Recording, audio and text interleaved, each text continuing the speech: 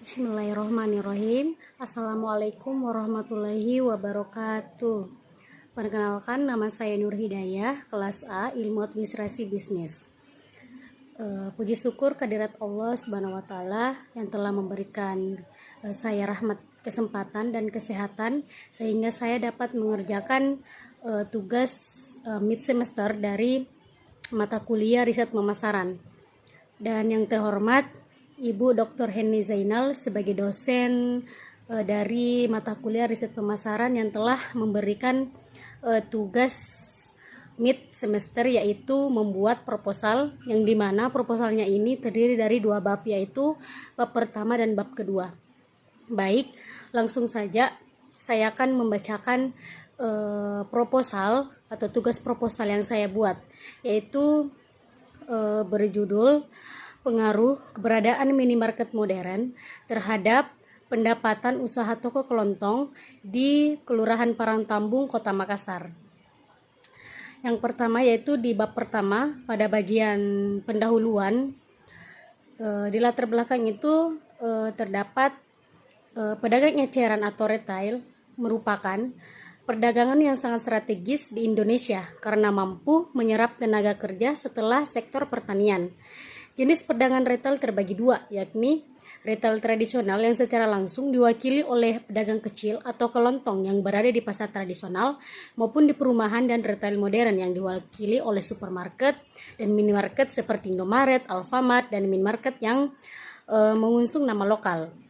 Usaha kecil merupakan sektor usaha yang banyak mendapatkan perhatian dari berbagai kalangan.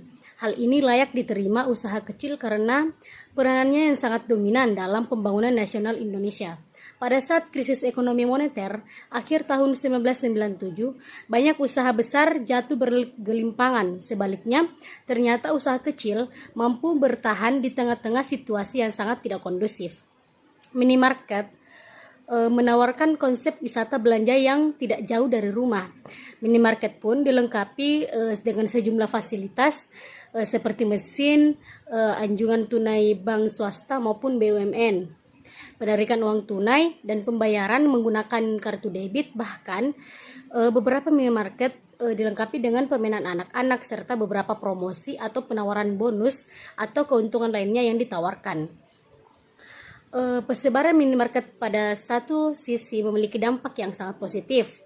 Hal ini membuktikan adanya pertumbuhan ekonomi yang cukup tinggi dan menciptakan investasi. Namun di sisi lain, hal ini dapat menyebabkan kelesuhan pada para pedagang kecil atau pedagang kelontong, bahkan mematikan usaha mereka. Kehadiran pasar modern tersebut telah memunculkan iklim persaingan yang tidak sehat yang merugikan pedagang kios kecil atau pedagang kelontong.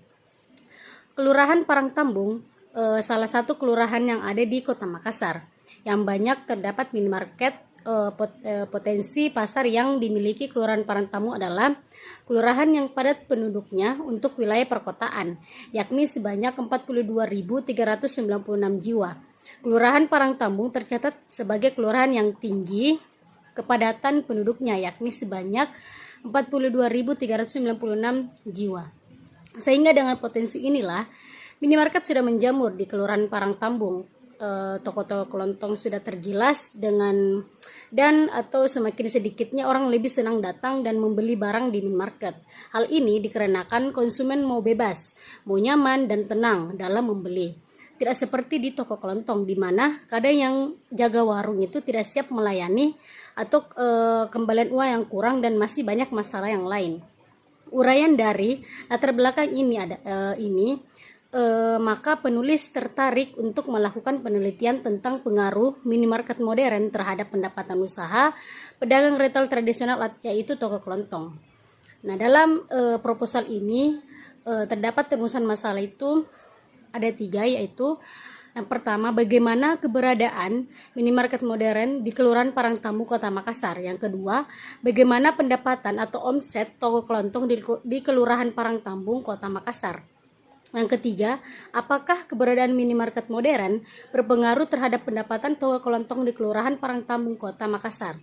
Tujuan dari penelitian ini yaitu dengan melihat latar belakang masalah dan rumusan masalah di atas, maka Proposal ini bertujuan untuk mengidentifikasi keberadaan minimarket modern di Kelurahan Parangtambung, Kota Makassar. Yang kedua, mengetahui pendapatan toko kelontong di Kelurahan Parangtambung, Kota Makassar. Mengetahui keberadaan minimarket modern berpengaruh terhadap pendapatan toko kelontong di Kelurahan Parangtambung, Kota Makassar. Kemudian manfaat penelitian. Penelitian ini diharapkan dapat memberikan manfaat bagi masyarakat dan pemerintah mengenai dampak keberadaan minimarket terhadap kehidupan ekonomi toko kelontong, dan penelitian ini diharapkan mampu memberikan masukan dan kritikan bagi pemerintah dalam melindungi pedagang kelontong atas keberadaan minimarket. Nah, baik, selanjutnya yaitu bab kedua, tinjauan pustaka. Minimarket adalah sebuah jenis usaha yang menggabungkan antara konsep swalayan dalam skala kecil dengan target pasar yang sama dengan target pasar tradisional. Minimarket rumahan adalah perubahan sistem dari warung kelontong, di mana sebuah warung yang biasanya menganut sistem jual beli secara langsung tanpa menggunakan mesin register atau di sini menjadi lebih modern. Pendapatan menurut Harnanto tahun 1999 menyatakan adalah pendapatan adalah sumber-sumber ekonomi yang diterima oleh perusahaan dari transaksi penjualan barang dan penyerahan jasa kepada pihak lain. Toko kelontong adalah atau bisa disebut convenience store, yaitu toko yang menjual segala macam keperluan sehari-hari mulai dari peralatan mandi, peralatan makan, peralatan dapur, peralatan tulis sampai makanan ringan. Nah, kita masuk pada bagian kerangka pikir. Dari penelitian atau proposal ini, kerangka pikirnya itu pengaruh keberadaan minimarket modern terhadap pendapatan toko kelontong, yang dimana variabel X-nya itu adalah keberadaan minimarket dan variabel Y-nya itu pendapatan toko kelontong. Dan indikator dari variabel X yaitu produk, tempat, dan harga. Dan indikator teori dari variabel Y yaitu pendapatan operasional dan pendapatan non-operasional. Sekian dari presentasi saya mengenai tugas MIT riset pemasaran, yaitu membuat proposal penelitian, yang dimana penelitiannya ini terdapat 2 bab, yaitu bab 1 dan bab kedua. Kurang dan lebihnya mohon dimaafkan. Wabillahi taufiq wal hidayah. Wassalamualaikum warahmatullahi wabarakatuh.